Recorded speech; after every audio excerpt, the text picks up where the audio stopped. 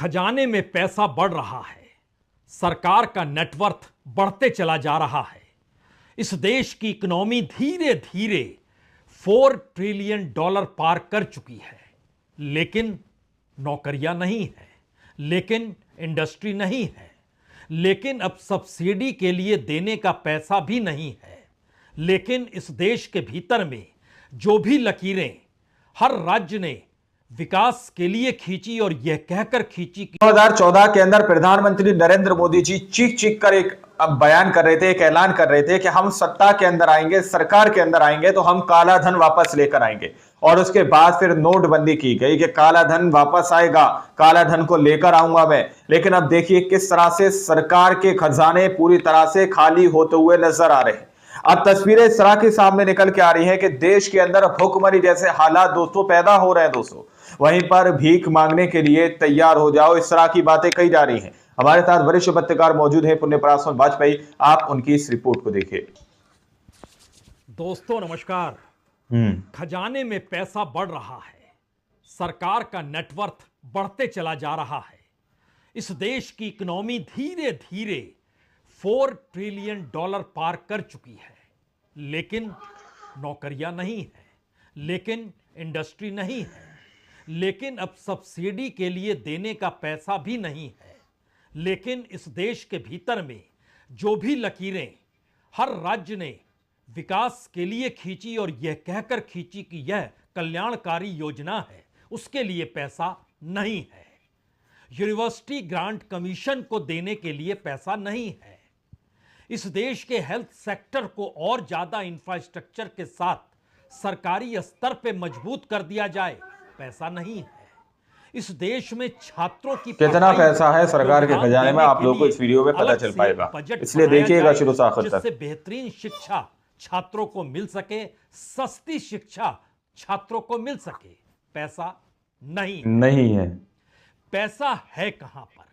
और इस देश की अर्थव्यवस्था क्या वाकई दुनिया के 7 बड़े आश्चर्यों को भी मात दे सकती है?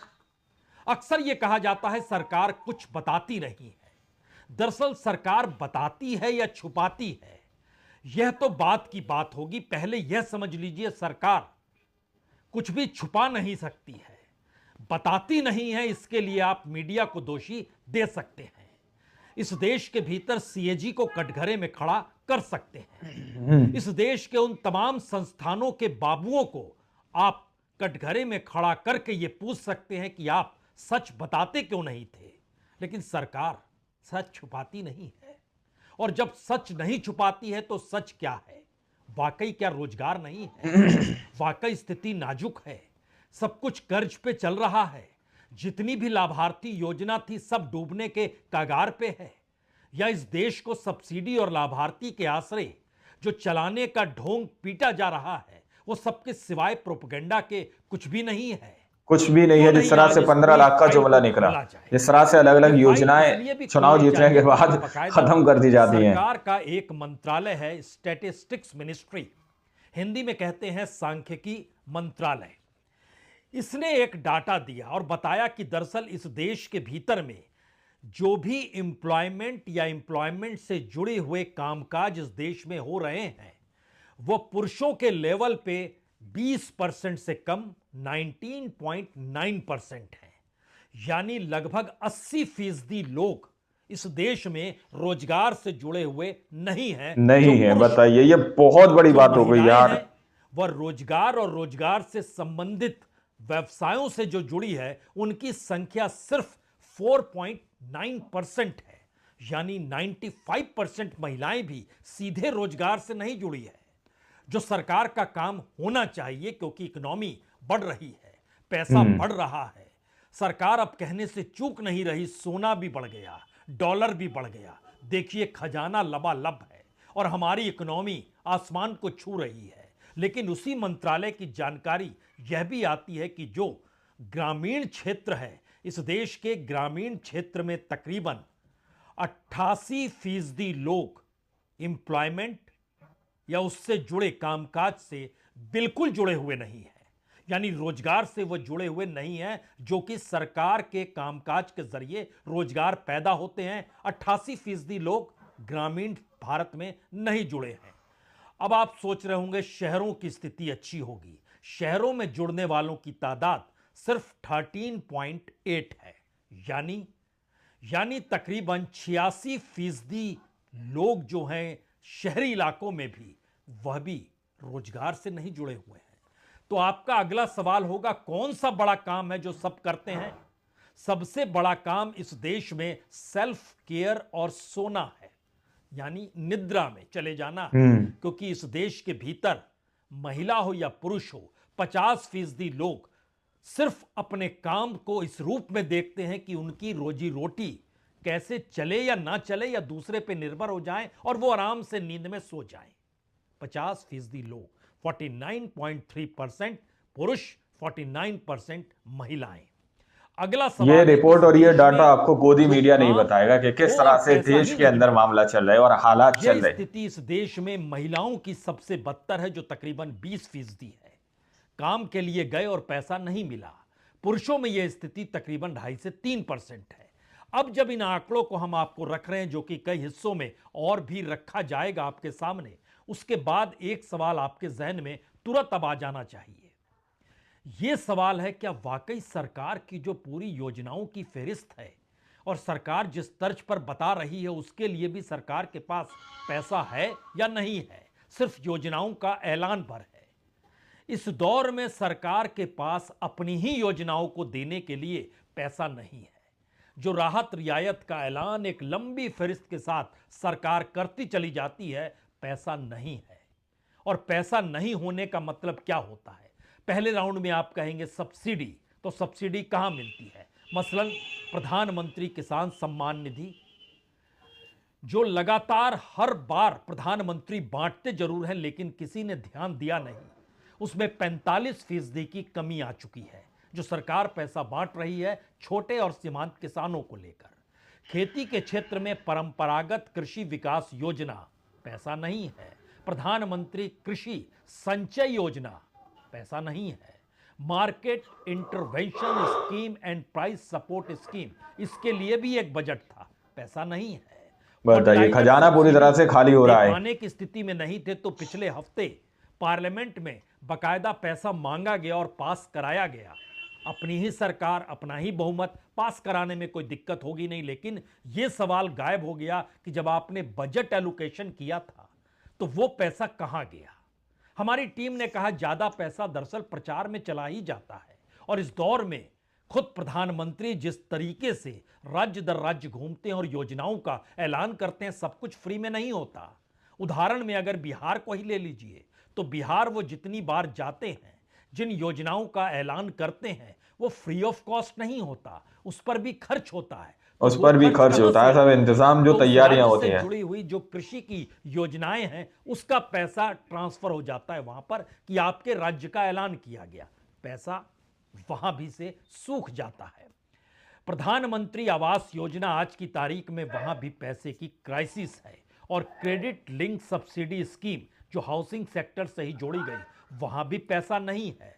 एजुकेशन के क्षेत्र में जो central sector interest subsidy scheme है और प्रधानमंत्री विद्या लक्ष्मी स्कीम जो है, वहां भी पैसा नहीं है। तो बताइए, तो पैसा कहां है? योजना का ऐलान भी हुआ था, फिर पैसा कहां गायब हो गया और कितना गायब हो गया? हर योजना के साथ अगर जोड़ते चले जाइएगा तो उससे पहले योजनाओं का हिस्सा हम आपको सिर्फ बता रहे हैं कि पैसा कहां नहीं है। सोशल सिक्योरिटी को लेकर प्रधानमंत्री जीवन ज्योति बीमा योजना, पैसा लगभग शुरुआती दौर में 10% घटा, फिर 20% घटा, फिर 38% घटा, फिर 46% घटा और पैसा अब नहीं है। प्रधानमंत्री सुरक्षा बीमा योजना, बीमा कंपनियों को पैसा जा रहा है, बीमा कंपनी पैसा दे पाने की स्थिति में, और जो ज्योति बीमा है वहां भी जो बीमा कंपनी थी, उनके पैसे देने की रफ्तार घटते घटते सिर्फ 16 से 18% के बीच रेंगने लगी है। बाकी पैसा बीमा कंपनी दे पाने की स्थिति में नहीं, या फिर कुछ टेक्निकलिटीज वो बतला देती है कि देखिए पैसा नहीं दे पाएंगे तो पैसा नहीं मिलता है। बीमा कंपनियों को सरकार के माध्यम से पैसा जरूर मिल जाता है। अटल पेंशन योजना, मुश्किल सवाल है, कितना बढ़ा था और किस रूप में सोचा गया था, सब कुछ गायब कैसे हो गया? और गायब होते होते 72% हिस्सा गायब हो गया। नेशनल सोशल असिस्टेंस प्रोग्राम नाम है, कागज है, लिख सकते हैं लेकिन आप चला नहीं सकते हैं। चलाएंगे कैसे? उसके लिए तो कुछ चाहिए, कोई बजट उसके लिए तो कुछ चाहिए। बाबूगिरी में काम चल जाएगा और बाबूगिरी के आंसले चल जाएगा। इन सब के बीच बार बार एमएसएमई का जिक्र होता है और यह कहते हुए होता है कि एमएसएमई ही इस देश में रोजगार दे पाएगा और एमएसएमई के लिए कम से कम आधी दर्जन योजनाओं का ऐलान सरकार ने किया, लेकिन पैसा गायब नहीं है। आप कहेंगे कितना पैसा गायब हो गया, हम उसे बताएंगे, लेकिन उससे पहले ध्यान दीजिए कहां से पैसा गायब हो गया।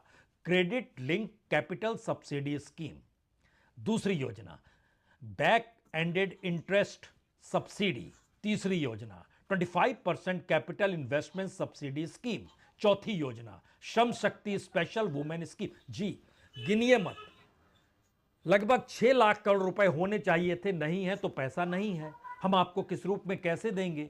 लेकिन एमएसएमई के लिए हम कुछ योजनाओं को लागू कराएंगे। सरकार ने इसकी बड़ी शानदार व्यवस्था बैंकों के जरिए कर रखी है, वही बैंक जहां पर इस देश की जनता का पैसा होता है। योजना यह है कि तमाम बैंक के मैनेजर आज की तारीख में घूमते हैं सरकारी दफ्तरों में कि आपकी कोई स्कीम हो तो हमारे जरिए आप चलवा लीजिए, हमारे जरिए चलवाइएगा तो जो भी बजट होगा, हमें पता है 100 रुपए का स्कीम होगा तो आप 100 रुपए नहीं देंगे, लेकिन 25 रुपए तो देंगे। वो 25 रुपए हमारे बैंक में तो आएंगे, इंटरेस्ट कुछ तो मिलेगा, उस 25 रुपए को हम आगे बढ़ा देंगे। और ये परिस्थिति हर योजना के साथ जुड़ती चली गई। उसके बाद जो इस देश की महत्वपूर्ण योजना है उससे पहले आए कुछ और स्कीम है सरकार की, उसमें गरीब। दोस्तों आप लोगों ने इस वीडियो को शुरू से आखिर तक देखा।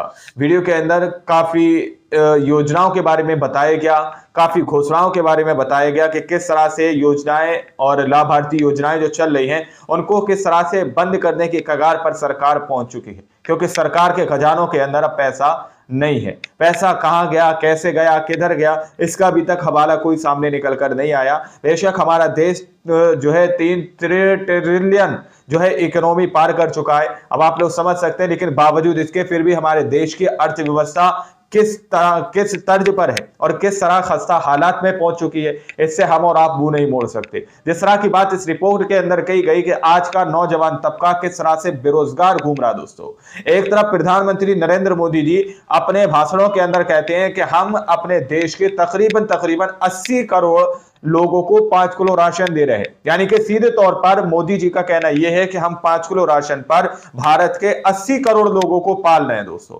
अगर यहीं पर भारतीय जनता पार्टी से कहा जाए कि हमें आपका राशन नहीं चाहिए, हमें अगर आप फ्री देना चाहते हैं तो आप शिक्षा फ्री कर दीजिए, आप जो है स्वास्थ्य को फ्री कर दीजिए, आप हॉस्पिटलों को फ्री कर दीजिए, तो ये ज्यादा बेहतर होगा 5 किलो राशन के कंपेयर में। अब आप लोग जरा सोचकर बताइएगा कि जिस तरह से सरकार के खजाने जो है खाली होते हुए नजर आ रहे हैं, इससे देश के ऊपर क्या प्रभाव पड़ने जा रहा है। बाकी इस रिपोर्ट को आप लोगों ने देखा सुना, अपनी राय कमेंट सेक्शन में जरूर दीजिएगा। मिलता है वीडियो में, जब तक के लिए जय हिंद, जय भारत।